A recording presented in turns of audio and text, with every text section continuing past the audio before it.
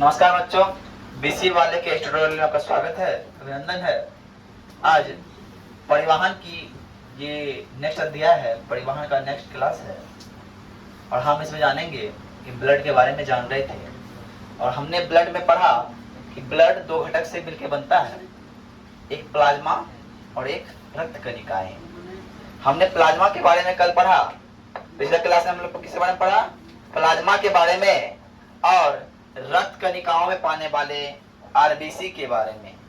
RBC के बारे में रक्त कणिकाएं में तीन घटक पाए जाते हैं, आरबीसी, डब्ल्यूबीसी और ब्लड प्लेटलेट्स। लाल रक्त कोशिका, श्वेत रक्त कोशिका और रक्त पट्टिकाणु या बिंबाणु।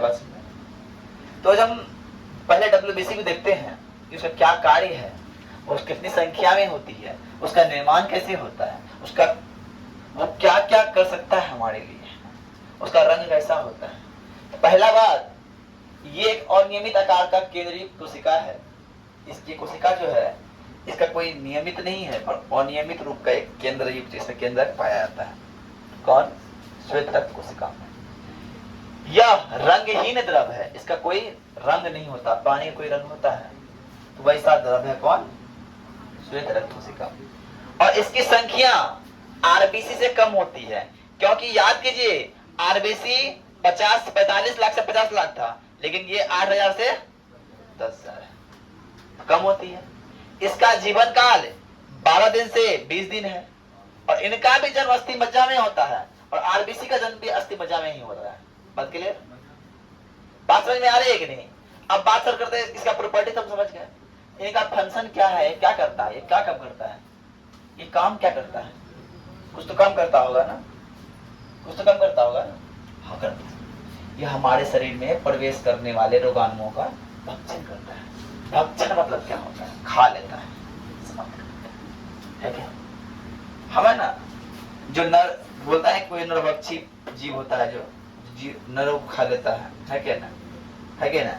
भक्षण मतलब करना, उसको खा लेना। ये जो श्वेत रक्त कोशिका है, हमारे अंदर जो रोगाणु आता है, बॉडी में प्रवेश करता है, उसको समाप्त करता है, खा लेता है। और हमारे शरीर के अंदर टूटे फूटे कोशिकाओं को भी खा लेता है, नष्ट कर देता है। कौन? ये डब्ल्यूबीसी, श्वेत रक्त कोशिका। बस। और अंतिम चीज है, इसको बोलते हैं रक्त पट्टिकाणु। इसका अन्य नाम जो है थ्रोम्बोसाइट, थ्रोम्बोसाइटस और बिंबाणु। हम प्लेटलेट्स को क्या बोलते हैं?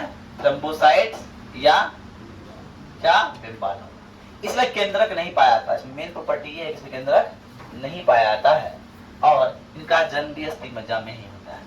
मतलब लाल रक्त कोशिका की बात करें, श्वेत रक्त कोशिका की बात करें या फिर हम बिंबाणु की बात करें, ये तीनों का जन्म कहाँ होता है? सर, ये तीनों का जन्म होता है अस्थि मज्जा। अस्थि मज्जा क्या होता है? ध्यान से देखिए, ये मान लीजिए हमारे शरीर का हड्डी है और इसके बीच में खोल है, अरे है कि नहीं? है ना? इसके अंदर हल्का पीला और लाल रंग का लिक्विड भरा हुआ है क्या नहीं? बता भरा हुआ? अरे रहता है कि नहीं भरा हुआ? और वही जो भरा हुआ रहता है, तुम जब चिकन मटन खाता होगा, देखा जरूर होगा, ये भरा रहता है, इसी बोलते हैं अस्थि मज्जा। क्या बोलते हैं? अस्थि मज्जा। और इसका जीवन काल कितना होता है? 8 से 10 दिन होता है और इसकी संख्या 1.5 लाख से 4 लाख घन मिलीमीटर होता है। और ये रक्त को थक्का बनाने का काम करता है। कब थक्का बनाता है? जब कोई कोशिका मारे, कोशिका यहाँ मर गया, उसे तो काला पड़ता है, हम जब मारते हैं तो वहाँ क्या काला इसलिए पड़ता है, उस जगह जो है रक्त का थक्का बनाता है। काहे कि मरे हुए कोशिका को क्या करता है? थक्का बनाता है, तो वहाँ खून का बहाव नहीं हो पाता और धीरे धीरे धीरे वो उसका भक्षण कर लेता है। कौन? डब्ल्यूबीसी, है ना? ये मेरा परिवहन, जंतु में परिवहन का पहला चीज कंप्लीट हो गया। पहला क्या कंप्लीट हो गया? हमारा रक्त कंप्लीट हो गया। अब जंतु में परिवहन का दूसरा भाग है, इसको बोलते हैं हृदय, और तीसरा भाग होगा नसिकाएं। नस के बारे में पढ़ेंगे, है ना? तो अब हृदय की ओर बढ़ते हैं हम लोग। हृदय क्या होता है? हृदय में कौन कौन सी घटनाएं होती है, क्या? ठीक है।